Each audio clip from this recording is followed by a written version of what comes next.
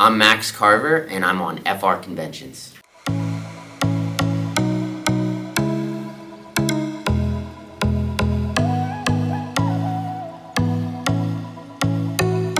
Crazy.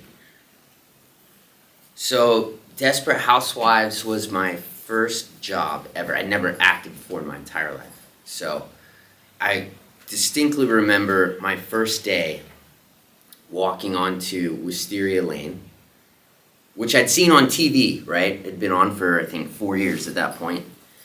And just feeling like my whole life had shifted because it went from a fantasy to a reality like that. And then they say don't meet your heroes, but in the case of Desperate Housewives, everyone was so lovely. Like Felicity Huffman and Doug and the rest of the ladies. It was an absolute privilege. It was walking into a dream scenario. So I had a lot to learn when I got there, but everyone was incredibly supportive, and yeah, it's wild. It's like winning the lottery. Like, it was bizarre.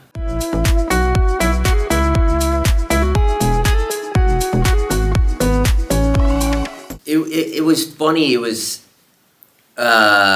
immediate because Felicity was, though she was our mom on camera, is very maternal naturally, right? Like she was always looking out for us from the get-go and helping us, and we were new. They call it green when you've never been like on camera before. So the only difference is once the cameras rolled, Charlie and I were little shits on camera. But that didn't require a whole lot. I'd say good casting. Good casting, yeah.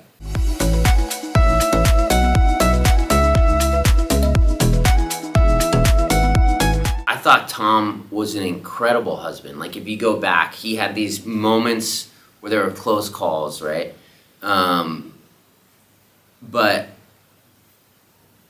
I'm curious why people would say that. Is it because he got angry sometimes, or I don't know. I thought, when I think of Wisteria Lane, like the family that had it together the most, that epitomized the sense of family, was the Scavos.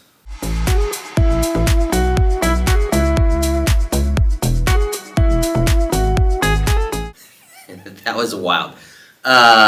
It was a lot of fun because I'd left for a little bit and then I came back and they gave me this storyline that was just crazy. And I remember Irina walked in and I was like, sorry, what?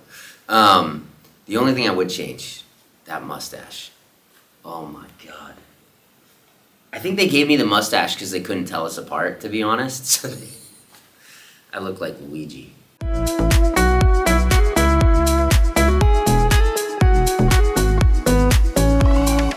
I've had the privilege of working on a number of different series.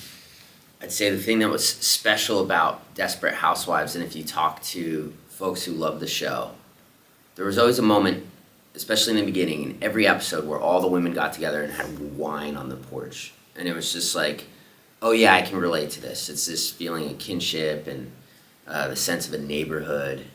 I think in the last couple of years, that's, especially starting with COVID and then other things that have happened, like that sense of community is kind of slowly trickled away in some ways.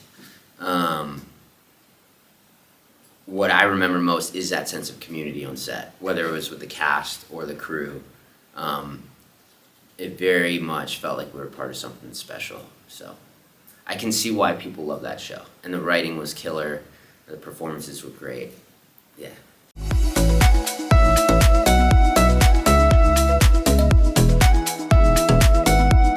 Yeah, it's funny, right? So the way Teen Wolf was written, certain episodes you get kind of a couple days before you shoot them. So you kind of don't know what's next either.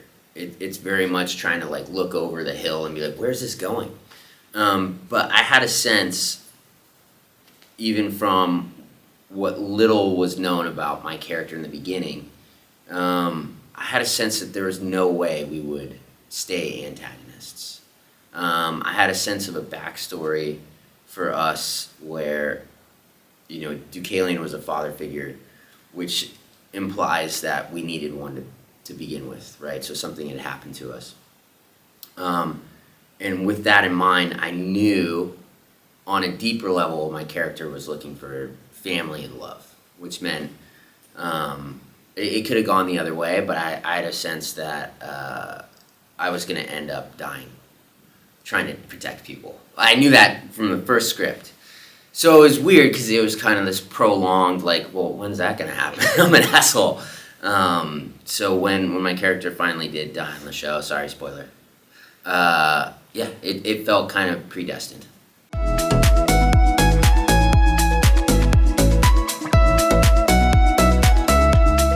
Okay, so I was told that Lydia was the love of my life. Holland was told something completely different. So I would show up on set expecting these kind of like, I don't know, for lack of a better word, just like romantic, fun things. And I'd get there and her interpretation was completely different than what I expected. So to be honest, a lot of the time I was like, wait, what the hell's going on right now? This is weird. And Jeff did that intentionally, but it's just funny because you think you know something and then you don't. And there's something fun in it being unexpected.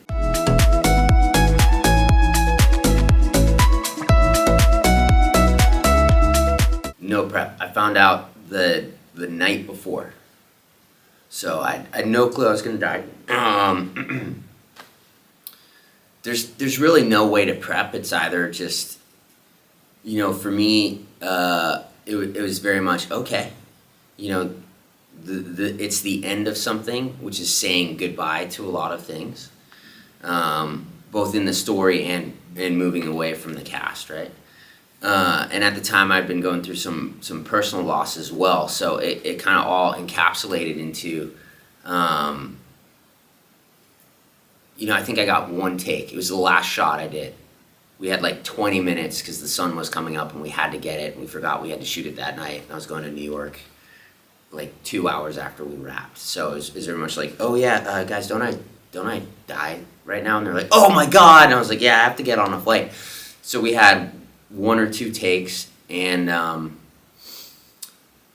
all of the emotion in that scene was just very much came from a place of gratitude and having to say goodbye to something I loved.